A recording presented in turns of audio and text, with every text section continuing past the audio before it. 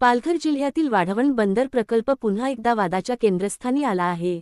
प्रकल्पासाठी तीव्र मँग्रोव्ह झाडांची तोड आणि जमीन अधिग्रहणाची प्रक्रिया सुरू असल्याचा आरोप स्थानिक ग्रामस्थ, शेतकरी, मच्छीमार आणि आदिवासी बांधवांनी केला आहे।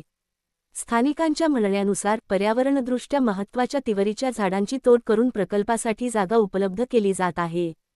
तसेच काही शेतकरी व जमीनधारकांच्या संमतीशिवाय जमिनी ताब्यात घेतल्या जात असल्याचा दावा करण्यात आला असून त्यामुळे परिसरात असंतोषाचे वातावरण निर्माण झाले आहे।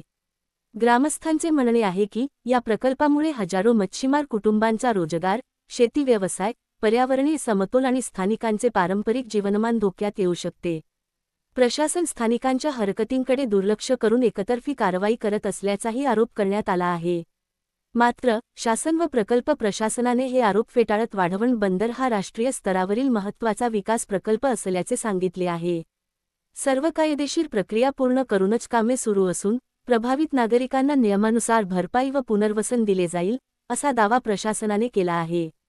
दरम्यान स्थानिक नागरिक, सामाजिक संघटना आणि पर्यावरणप्रेमींनी तिवरीच्या झाडांची तोड, जमीन अधिग्रहण आणि पर्यावरणीय परिणामांची स्वतंत्र चौकशी करण्याची मागणी केली आहे।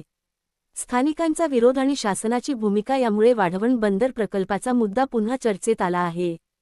पालघरहून रवी भोईर यांची बातमी।